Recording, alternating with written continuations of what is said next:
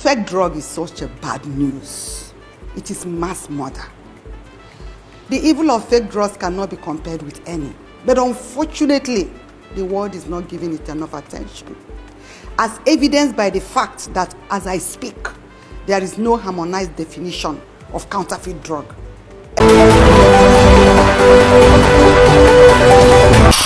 Welcome to Niger Voice Television, where we give voice to the unheard.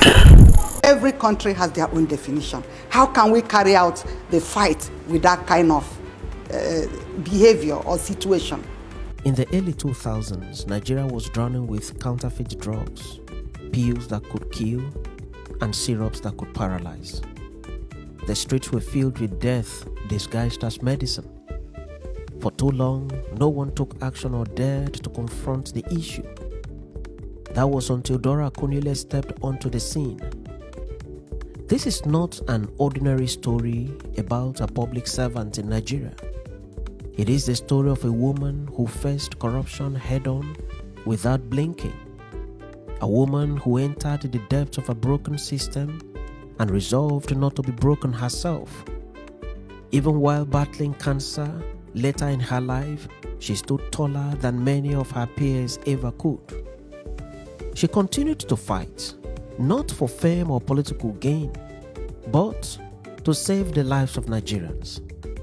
This one woman took a billion naira fake drug empire and nearly paid for it with her life. This is Dora Akunyili. In this edition of Back in History, we take you through her life and her fight for Nigeria. Long before she became the face of integrity in Nigeria, she was just Dora Edemobi. Born in Makurdi, Benue State, Nigeria, to Chief Paul Young Edemobi, who hailed from Nanka, Anambra State, Dora grew up in a world where medicine wasn't always medicine, a world where medicine could just as easily harm or even kill. Vivian, her younger sister, was ill, and everyone believed it was an illness that could be easily treated with medication. However, a tragedy struck the family when the very symbol of hope, the medication that was administered on her, turned out to be the very thing that took her life. Vivian died, not because Nigeria did not have doctors at the time, not because the family did not act quickly. Vivian died because someone somewhere decided profits mattered more than the people. That death carved something permanent into Dora's heart, an eternal question: how many others will die like my sister Vivian? A question that followed her through medical school, through motherhood, and eventually through her stay as Director General of NAFDAC, where she declared a war against fake and adulterated drugs.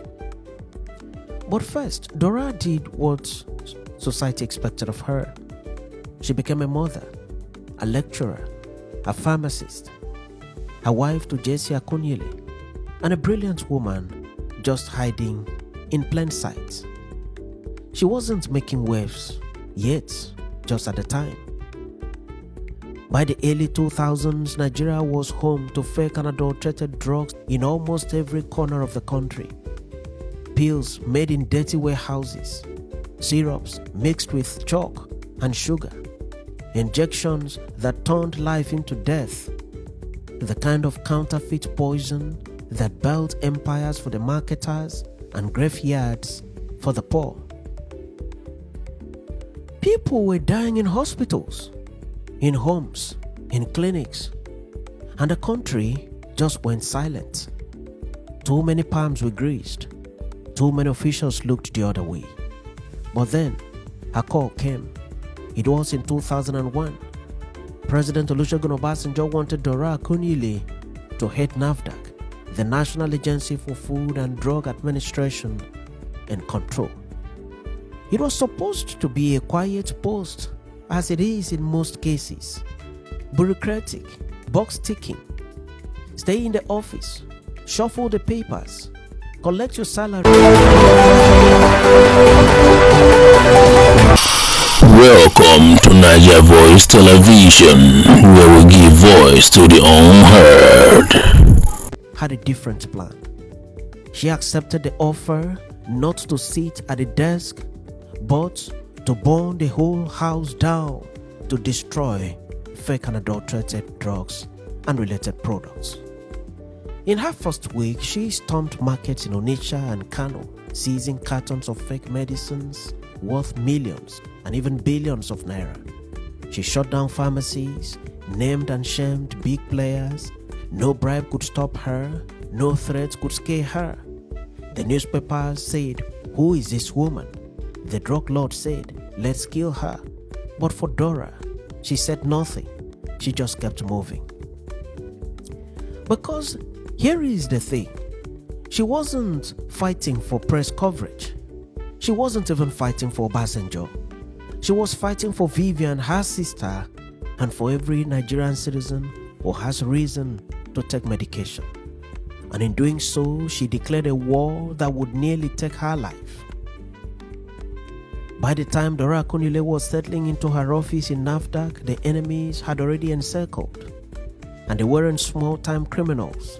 They were billionaires, syndicates, politically connected drug barons who had made a fortune poisoning Nigerians with impunity. They had laughed when she was first appointed, thinking she was just another government puppet. But then she kicked down their doors. She raided warehouses under police protection. She sealed up shops in broad daylight. And when she discovered that fake drugs were being smuggled into the country through the seaports, she took on the customs officers too. No one was untouchable. For the first time in decades, drug cartels were being haunted by a soft-spoken woman. Welcome to Niger Voice Television, where we give voice to the unheard.